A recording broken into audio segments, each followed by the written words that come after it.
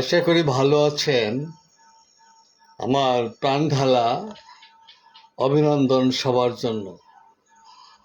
আজকে আমি আলাপ করতে যাচ্ছি মীমাংসা বা নিষ্পত্তি।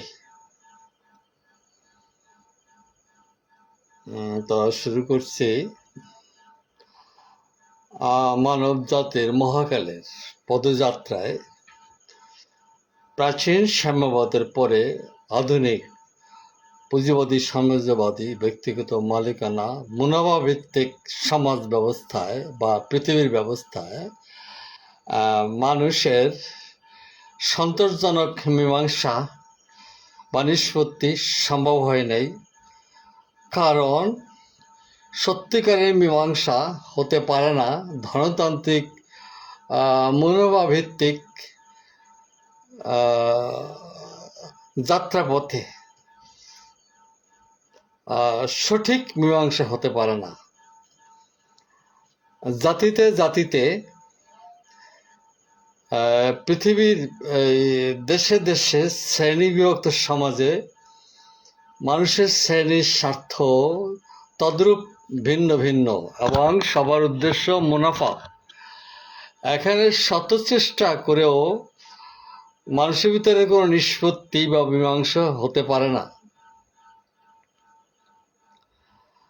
আমরা যতবার বিভিন্ন সময়ে যে সমস্ত জাতিগত বা স্থানীয় রাজনৈতিক যে সমস্ত মীমাংসা দেখে আসছি, ওই মীমাংসা স্থায়ী হয় নাই, সাময়িক। কোনো কোনো সময় সকালে বিচার সালিশ হয়েছে, বিকেলবেলা ভেঙে গিয়েছে। আজকে যে সাম্রাজ্যবাদীদের মধ্যকার যে দ্বন্দ্ব মীমাংসার কথা উঠেছে এবং দ্বন্দ্ব মীমাংসার জন্য বিভিন্ন মিডিয়া এবং মধ্যস্থতাকারীরা অনেক চেষ্টা করেও শেষ পর্যন্ত হয় নাই। সর্বশেষ একটা মীমাংসার কথা এসছে। ইরানের দিক দিয়া, চীন রাশিয়ার দিক দিয়া একটি প্রস্তাব, আবার পশ্চিমা ট্রাম্প, জার্মান, জাপান তাদের দিক দিয়া কিছু প্রস্তাব। এই দুই প্রস্তাব নিয়ে আলোচনা প্রকাশ্যে এবং পর্দার অন্তরালেই আমরা দেখতে পাচ্ছি। কিন্তু সঠিক মীমাংসাটা কিভাবে হবে? এটা হতে পারে না। সমাজ দ্বন্দ্ব বিভক্ত, জাতিতে জাতিতে, দেশে দেশে বিভক্ত সমাজ ব্যবস্থায় এটা সম্ভব না। সম্ভব না এর জন্য বলছি, অতীতেও কোনো কালে হয় নাই। যা হয়েছে মরণপণ লড়াইয়ে হয়েছে। হার জিত পরাজয়ের ভিতর দিয়ে একটা সমাধান এসছে।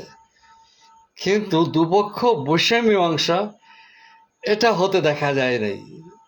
তবে বসার পরে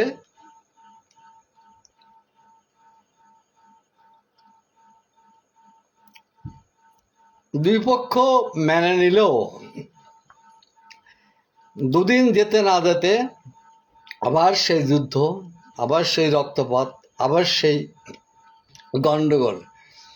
এটার নেপথ্যে কারণ তো আছে। এর নেপথ্যে কারণ হলো জাতিতে জাতিতে পার্থক্য, ভাষায় ভাষায় পার্থক্য, শ্রেণীবিভক্ত সমাজ, শ্রেণীবিভক্ত দুনিয়া। এখানে মূল সমস্যা হচ্ছে অসম মুনাফার বা উৎপাদনের অসম ব্যবস্থা। উৎপাদন ব্যবস্থা বা প্রতিটি জাতিতে জাতিতে সম্পর্কে যদি অসমতা থাকে, অসমতাটা দূর করতে হবে আগে।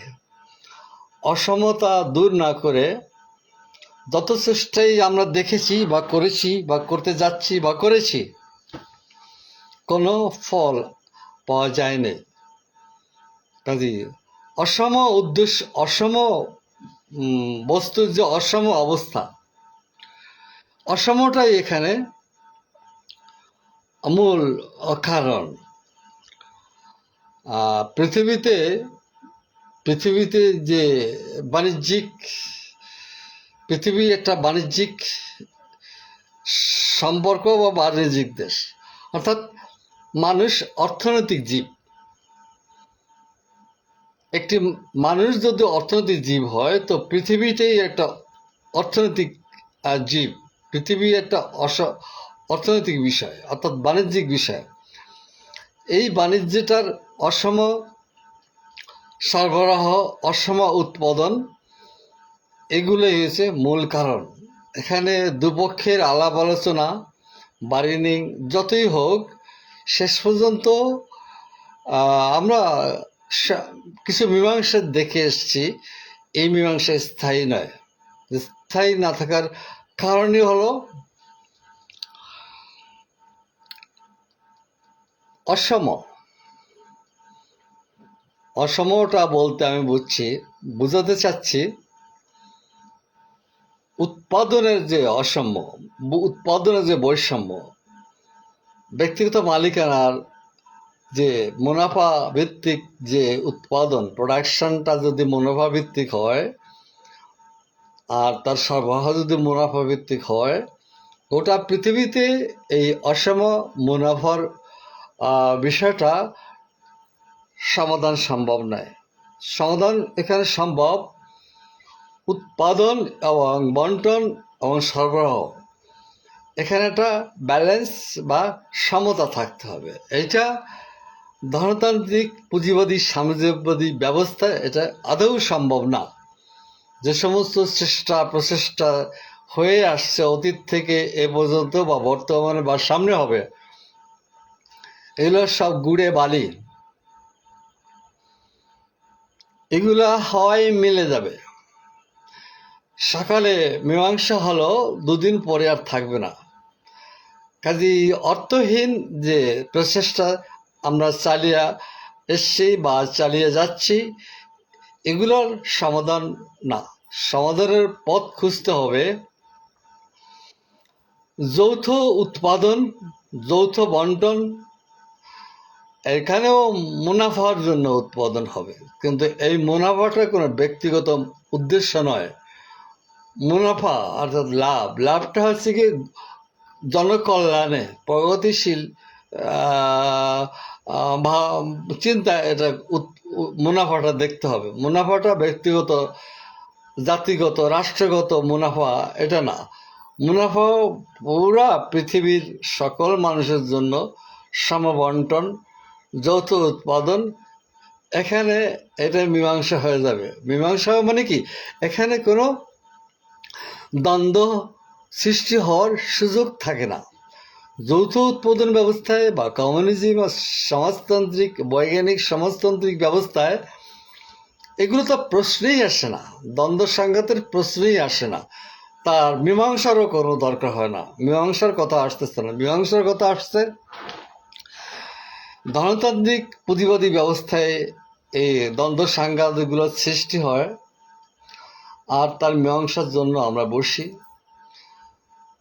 হয় বসি আর না হয় যুদ্ধ করি, না হয় হুমকি দেই আরেকজনকে একদম নির্মূল করে দেব।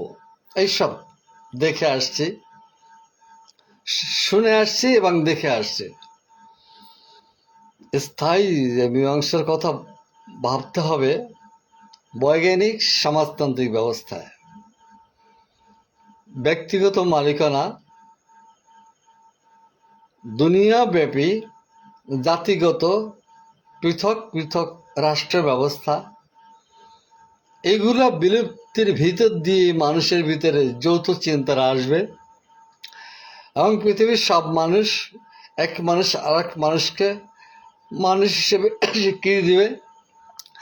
এক মানুষ আর এক মানুষকে দেখলে আমার নিজের চেহারার মতো আমি যাকেই দেখব, তার ভাষা, তার রং যাই হোক, সে হবে আমার ভাই।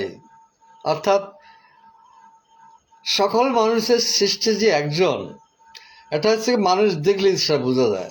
কুকুরটাকে দেখলে বোঝা যায় ও মানুষ নয়। বাঘ ভাল্লুক দেখলে বোঝা যাবে ও মানুষ নয়। আমার মতো আমি পৃথিবীর যাকেই দেখব তাকে আমি ভাই মনে করব, ধর্ম তার যাহাই থাকুক।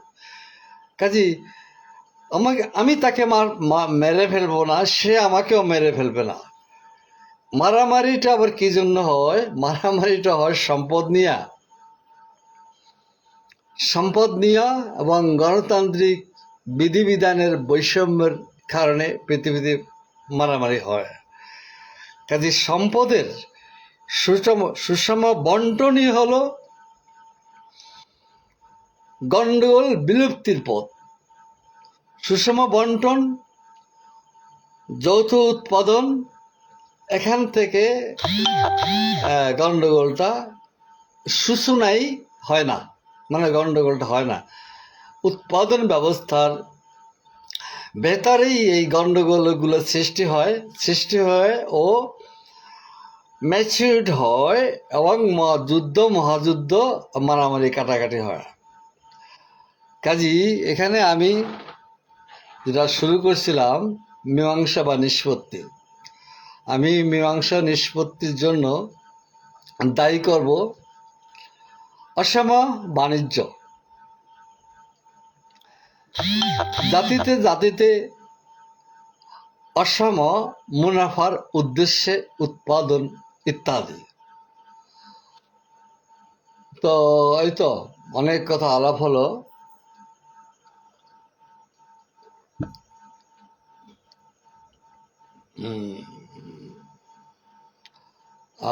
তো